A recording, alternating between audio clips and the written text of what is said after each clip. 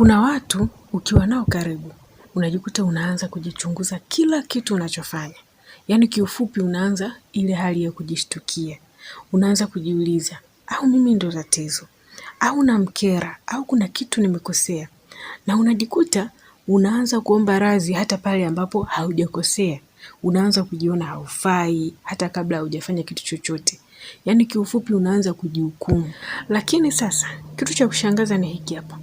Ukiwa na watu wengine tofauti kabisa, unajikuta unakuwa na confidence, unapata amani, unaona maisha yanawezekana. Yaani unajikuta unapata nguvu ya ajabu ndani yako. Na hawa ni watu wa aina mbili tofauti. Yaani kuna watu ukiwa nao unaanza kujiquestion, unaanza kujidoubt, kujishtukia. Na kuna watu ukiwa nao unapata nguvu na amani ndani yako. Unajifeel safe. Hujiulizi chochote kile hata kama una mapungufu. Sasa hapa unaweza kuwa unajiuliza, je, tatizo ni wewe mwenyewe au ni hao watu wanaokuzunguka? Sasa katika video hii nataka nikuoneshe kwa undani kabisa kwa nini kuna watu ukikaa nao wanakuzima mwanga wako wa ndani, na kwa nini kuna watu wengine ukikaa nao wanakuamsha nguvu zako za ndani, wanakuhuisha. Na ukikielewa hiki kitu, maisha yako hayawezi kubaki yalivyo. Na unapaswa kuelewa hili hapa. Mafanikio yako hayategemei tu bidii yako ya kazi. Pia yanategemea nishati inayokuzunguka. Ni nani anakuzunguka? Unaambatana na nani? Leo nataka nikupeleke ndani zaidi kwenye siri za kiulimwengu. Nataka nikupe sababu za kisheria na za kiroho. Kwa nini baadhi ya watu ni sumu kwa hatima ya maisha yako? Usiondoke. Kwa sababu baada ya video hii, utajua ni nani wa kumtoa kwenye maisha yako ili uweze kufungua milango ya baraka. Baki nami. Kuna kitu leo universe inataka ukijue. Huwa ipo hivi, kiroho kila mtu ana nishati yake. Ana nguvu ambayo inamzunguka. Hii nguvu inatokana na yeye mwenyewe jinsi alivyo, mawazo anayoyawaza, mtazamo wake. Hivyo vyote vinatengeneza nishati ambayo inamzunguka. Popote anapoenda, hiyo nishati inamfuata. Na nishati hizi zinapokutana, yani mtu fulani na fulani wakikutana kwa pamoja, hizi nishati huwa zinagusana. Kwa hiyo zinaathiriana na zinaingiliana. Kwa hiyo kunakuwa na mbadilishano wa nishati ambao unafanyika automatically. Wewe mwenyewe huwezi kuona. Huu ni mbadilishano ambao unatokea kiroho zaidi. Na ndio maana kuna mtu ukikaa naye dakika 10 tu unajikuta unachoka bila sababu. Yaani kile kitendo tu cha wewe kukutana naye halafu mkakaa unajikuta unaanza kupata uchovu. Na kuna mtu mwingine ukikaa naye hata dakika 5 tu unajihisi nguvu ndani yako inaongezeka. Unajikuta unajiamini zaidi, unapata furaha automatically. Sasa unaweza kujiuliza, hawa watu wanafanya nini? Unaweza ukasema fulani ni mchawi au fulani ana mambo mabaya. Hapana, watu huwa wanagusana na frequency yako. Universe huwa haijibu maneno yako, inajibu vibration yako. Wewe unatoa nini ndani yako? Sasa kama uko karibu na watu ambao wanakosoa kila kitu, wanakuonesha makosa yako tu, wanakuweka kwenye hali ya kujitetea kila wakati, yani ujione wewe ni mkosaji, pole pole wanaanza kushusha frequency yako. Wanaanza kushusha nguvu zako za ndani. Na nguvu zako za ndani zikishuka, unaanza kupoteza kujiamini, unaanza kufanya maamuzi mabaya, unaanza kuvutia pia matokeo mabaya. Na hii sio bahati mbaya. Hii ni sheria ya kiroho. Mambo ndivyo huwa yanavyokuwa. Na kuna kitu kimoja muhimu sana nataka ukielewe kabla hatujaendelea na hili somo. Hawa watu wasiofaa au watu wenye frequency mbaya huwa hawaonekani kwa macho ya kawaida kirahisi. Huwa hawaji na maandishi usoni kwamba mimi nitaharibu maisha yako au mimi ni mtu mbaya. Mara nyingi huwa ni watu wako wa karibu, ni watu ambao unawaamini sana, na ni watu ambao uliwahi kuwaheshimu. Lakini matokeo utakayoyapata baada ya kuanza kuchangamana na hawa watu ndio yatakuambia hawa ni watu wa namna gani. Sasa naomba unisikilize kwa makini sana. Zipo dalili, na jiangalie wewe mwenyewe, huwa unajisikia vipi baada ya kuinteract na watu fulani. Zipo dalili ambazo unaweza kuzigundua za hawa watu ambao wana frequency mbaya. Dalili ya kwanza kabisa, ukikaa na hawa watu unajikuta unaanza kujiuliza kila kitu unachokifanya.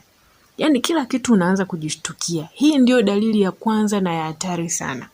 Ukiona unakaa na mtu halafu unaanza kujishtukia na kujiona kwamba wewe ni mkosaji, labda kuna kitu unakosea, unaanza kujiquestion vitu vingi sana, unafikia hatua hata jambo dogo tu unajiuliza mara mbili. Unafanya maamuzi lakini hauyaamini, yani unakuwa hujiamini, huna confidence mbele yao. Na unakuwa unahitaji uthibitisho kutoka kwa watu wengine kila wakati. Yani kila muda unauliza watu, hivi napatia, hivi nakosea. Kwa mfano, unaandika message, unaisoma mara 5 kabla ya kumtumia huyo mtu. Au unafanya kitu, alafu unajiuliza, hivi itakuwa nimekosea, itakuwa nimemkwaza? Sasa hapa, unajua kiroho ni nini kinaendelea hapa katika hii hali. Confidence yako ilikuwa inatoka kwenye inner alignment yako na universe. Lakini sasa umeanza kualign na mawazo ya watu wengine. Yaani unaanza kuamua au kutenda kulingana na mawazo ya watu wengine. Sasa unapokuwa kwenye hii hali, unakata connection yako na intuition. Yaani unakuwa hushirikiani tena na sauti yako ya ndani, unaanza kuongozwa na mawazo ya hao watu wanaokuzunguka. Unaanza kuishi kwa hofu badala ya uhakika, na hapo ndipo maisha yanaanza kuwa magumu. Kwa hiyo jichunguze, hao watu unaochangamana nao, watu unaoambatana nao, huwa wanakufanya ujisikie vipi?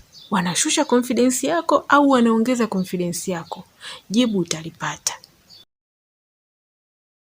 Dalili nyingine ni kujikuta unaanza kuomba radhi hata kama hujafanya kosa. Hii ni dalili ya mtu ambaye tayari ameanza kupoteza nguvu zake. Yaani unajikuta unaanza kusema samahani hata kama pale ambapo ulipaswa kusema hapana. Yaani unakuta sehemu inatakiwa kabisa wewe ukatae, lakini unaomba msamaha kwa kosa ambalo sio la kwako. Unaanza kujilaumu kwa hisia za watu wengine. Mtu amekukosea yeye mwenyewe, lakini unajilaumu wewe. Unahisi ni lazima uwafurahishe watu ili wakukubali.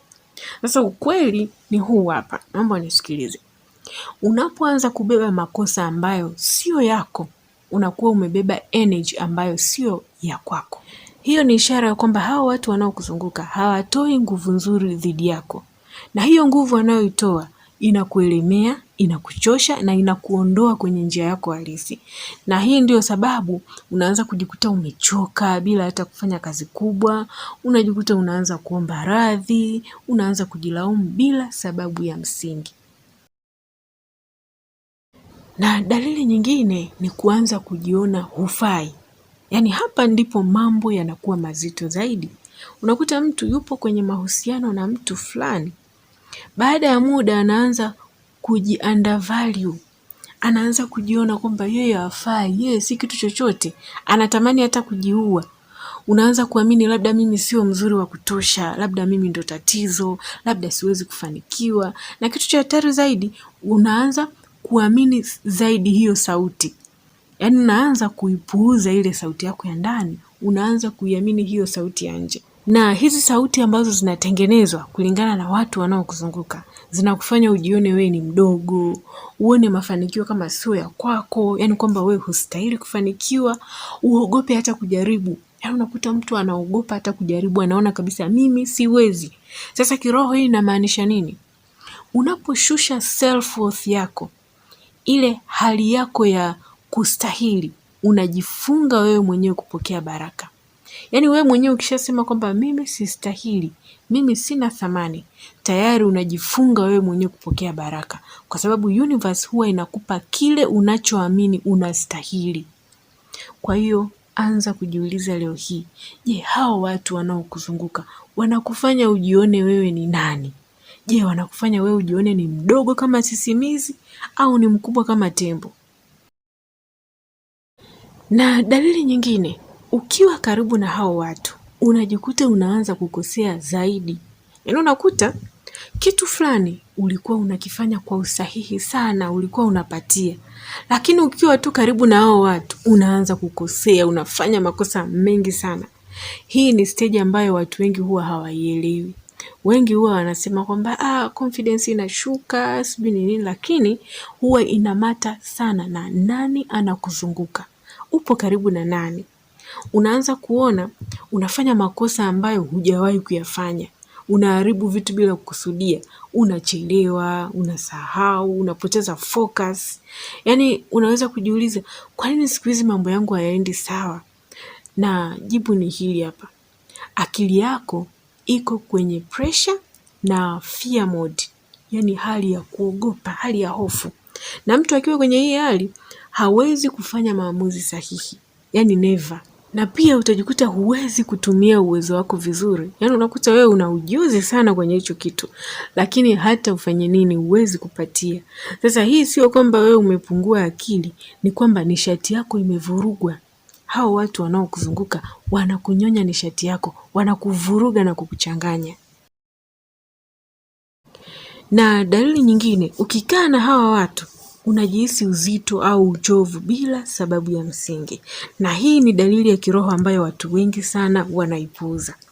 Ukikaa na hawa watu wewe utaona tu unaanza kuchoka haraka, unapoteza hamasa, yani ile motivation ya kufanya kazi inashuka, unahisi kama nguvu zako zinapungua. Lakini ukiwa peke yako au ukiwa na watu wengine tofauti, unajikuta unarudi kuwa wewe wa kawaida, unapata nguvu zaidi ndani yako. Sasa hapa hii haiji kibahati mbaya.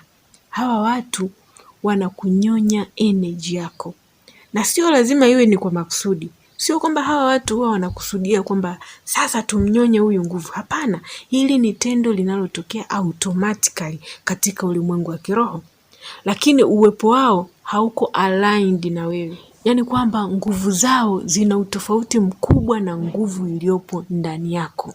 Kwa hiyo anza kujiuliza, unapokuwa karibu na hao watu wako, uwe unajisikia vipi? Je, unapata nguvu au nguvu zako zinashuka ndani yako? Na tukija katika upande mwingine, kuna watu maalum sana, watu ambao uwepo wao tu unabadilisha maisha yako. Hawa ndio nawaita aligned souls, yaani watu wanaopatana na nishati yako. Kuna watu ukiwa nao unajikuta unarudi kuwa wewe halisi, yaani unarudi kwenye uhalisia wako. Unacheka kwa uhuru, unazungumza bila kuogopa, unatoa mawazo yako bila kujificha. Na hawa watu mara nyingi hawakuongezei kitu kipya, wanaamsha kile ambacho kilikuwa tayari ndani yako. Sasa kiroho hii ina maana gani? Nafsi yako huwa inatambua energy yao. Yaani ukikutana nao tu nafsi yako inatambua, na inapojisikia salama inaanza kujifungua. Na hapa ndipo intuition yako inakuwa wazi, inakuwa sahihi na inakuongoza vizuri. Yaani unajikuta unaanza kuwa ni mtu unayejiamini, unafanya maamuzi sahihi, na hapo maisha yanaanza kwenda sawa bila hata kulazimisha. Kwa hiyo ni muhimu sana kuambatana na watu wanaofaa. Hawa watu ukikutana nao huwa wanapandisha frequency yako bila kufanya chochote. Yaani kuna watu ukikaa nao unajihisi motisha ya kufanya kazi inaongezeka. Mawazo yako yanakuwa chanya. Unaanza kuona possibilities badala ya matatizo. Ushawahi kukaa na mtu ukaongea naye kidogo tu, afu ukaanza kuona kumbe mimi kesho tu naweza nikawa bilionea. Kumbe maisha ni rahisi, kumbe maisha sio magumu. Hao ni watu ambao wanatoa frequency nzuri. Sasa ukikutana na hawa watu, hii si bahati mbaya.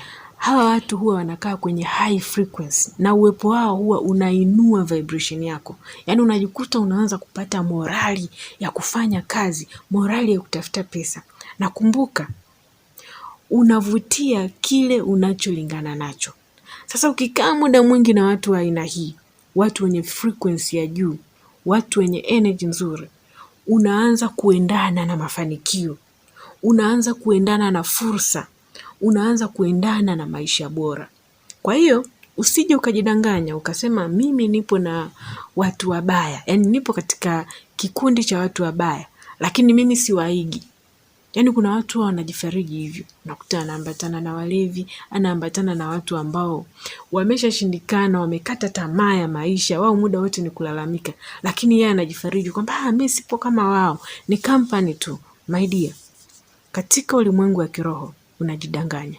Ni lazima uanze kuendana na kile ambacho upo karibu nacho.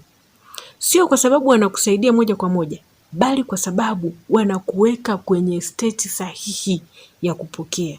Kwa hiyo kama unataka mafanikio, ambatana na watu ambao wanatoa frequency ya mafanikio. Ambatana na watu ambao tayari wamefanikiwa au wana mwelekeo wa mafanikio. Usiambatane na watu ambao wanaamini pesa ni mbaya. Usiambatane na watu ambao muda wote wanalalamika tu. Wanalalamika kuhusiana na ugumu wa maisha, pesa haipatikani. Wanakupa sababu za kukufanya wewe uamini kwamba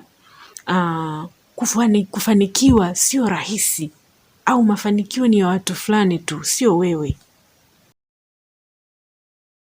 Na pia ukikaa na watu ambao wana frequency za juu, wanatoa positive energy, wataanza kuona uwezo wako hata kabla wewe mwenyewe hujauona. Ushawahi kukaa na mtu alafu ghafla akagundua kipaji chako? Yaani akajua kwamba wewe una kipaji fulani, lakini wewe ulikuwa hujijui. Yaani hujawahi kujua kama wewe una huo uwezo ndani yako. Sasa hii ni dalili ya nguvu sana. Watu wanaokuinua huwa wanakuamini hata ukiwa bado wewe mwenyewe haujiamini. Inawezekana wewe mwenyewe hujiamini, hujui uwezo wako, lakini wao wanajua kabisa wewe ndani yako kuna kitu kikubwa sana. Wanakuambia unaweza, wakati wewe ulikuwa unajidauti au una wasiwasi, na wanakuonesha potential yako. Wanaonesha umuhimu wako. Lakini hawafanyi hivyo kwa kukulazimisha. Sio kwamba wanakushurutisha kwamba lazima ufanye kitu fulani au kwa kukutisha. Hapana, wanafanya kwa sababu wanaona hicho kitu ndani yako. Na wewe mwenyewe utaanza kuhisi kwamba hiki wanachokisema ni kweli, na hisi kipo ndani yangu. Sasa kiroho hii ina maana gani? Hawa watu wanaendana na nguvu zako za juu zilizopo ndani. Jinsi wanavyokutazama sio kwa jinsi ulivyo sasa. Wanakuona unavyoweza kuwa. Yaani wanamuona mtu ajaye kutoka ndani yako. Na mara nyingi wanakuwa ni kama kioo cha future yako. Yaani ni kama manabii fulani hivi. Wana uwezo wa kutabiri future yako, kwamba wewe na kuona ni mtu mkubwa sana katika maisha yako. Yes, hawa ndio watu ambao unatakiwa kuambatana nao kama unataka mafanikio. Na pia watu ambao wamezungukwa na energy nzuri, ukiwa nao wanakupa amani, sio confusion au kukuchanganya. Na hapa kuna tofauti kubwa sana. Kuna hawa watu ambao watu wasiofaa huwa wanakuletea confusion, yani wanakuacha njia panda, unakuwa huna jibu sahihi. Na hawa watu sahihi huwa wanakuletea uwazi, yani katika kile kitu ambacho wewe ulikuwa unajiuliza sana, hawa watu wanakupa jibu moja ambalo ni wazi, very clear. Ukikaa na huyu mtu sahihi, unahisi utulivu ndani yako, maamuzi ndani yako yanakuwa ni mepesi, na kunakuwa hakuna pressure ya kujieleza sana. Yaani mnakuwa mnaelewana kwa urahisi sana, huhitaji wewe kujielezea sana. Kwa nini inakuwa hivi? Ni kwa sababu hakuna vita ya nishati. Nishati zenu zinaelewana, zinapokeana vizuri. Energy zenu zinakubaliana. Kunakuwa hakuna kupambana, hakuna kujilinda. Yaani kila kitu kinakwenda very soft na kwa amani zaidi. Na hapa ndipo akili yako sasa inaanza kufanya kazi vizuri zaidi, kwa sababu unakuwa haupo under pressure, haufikirii sana. Yaani ukiongea tu neno moja tayari ameshakuelewa na anakupa jibu. Na moyo wako unakuwa na utulivu. Roho yako pia inakuwa huru, hutangitangi. Hawa ndio watu sahihi wa kuambatana nao. Ukiona unakaa na mtu anakupa confusion, hakupi majibu yaliyo wazi, anakuacha njia panda, my dear, acha kuambatana na huyo mtu. Kama unataka mafanikio, ambatana na watu ambao wanakupa amani, wanakupa majibu yaliyonyooka, hawakuachi njia panda. Na mara nyingi hawa watu ambao wanatoa nguvu nzuri huwa wanaheshimu sana nafsi yako na mipaka yako. Hawa sio watu wa kukulazimisha kufanya vitu. Hawawezi kukulazimisha uwe kitu ambacho sio wewe. Hawakuingilii kwenye mipaka yako. Wanakubali tofauti zenu. Yaani wanakubaliana kabisa kwamba mimi mpaka wangu unaishia hapa. Sitakiwi kukuingilia hapa. Sitakiwi kukulazimisha katika kitu hiki. Hii ni ishara ya kiwango cha juu cha kiroho, kwamba huyu mtu ana nguvu nzuri. Mtu ambaye yupo connected na universe hana haja ya kukudhibiti, hana haja ya kukubadilisha, hana haja ya kukushusha. Yaani atakuchukulia wewe kama ulivyo, na anaelewa kila mtu ana safari yake. Ukikutana na mtu akaanza kukukosoa kwamba wewe unakosea, wewe uko hilo kanisa unalosali sio sahihi, hamia kanisa hili huku. Hiyo kazi unayofanya sio sahihi, acha, fanya kazi hii hapa. No. Mtu ambaye ana nguvu nzuri atakukubali kwa jinsi ambavyo ulivyo, na ataamini kwamba kila mtu hapa duniani ana safari yake. Sisi tunaelewana? Na hiyo itakupa wewe uhuru wa kukua kwa njia yako na kujielewa zaidi na kufikia mafanikio yako kwa njia ya asili. Sasa mpaka hapa unaweza kuwa unajiuliza, je, nini natakiwa kufanya ili niweze kukutana na hawa watu wazuri, watu wenye nguvu za juu? Kitu cha kwanza kabisa, sikiliza hisia zako au intuition yako. Isikilize sana sauti yako ya ndani inakuambia nini. Kama unahisi huzuni au uzito ukiwa na mtu fulani, usipuuze. Amini kwamba huyo mtu hakufai. Na kitu cha pili, jitenge polepole na hao watu. Sio lazima ugombane na mtu au mwambie waziwazi kwamba wewe mimi sikutaki. Lakini unaweza kupunguza ukaribu taratibu mpaka ukaachana nao kabisa. Na kitu cha tatu, linda nguvu zako. Sio kila mtu anastahili access ya maisha yako. Kuna watu inatakiwa uishie tu kuwafahamu kijuujuu. Sio kila anayekuchekea ni lazima utengeneze naye urafiki.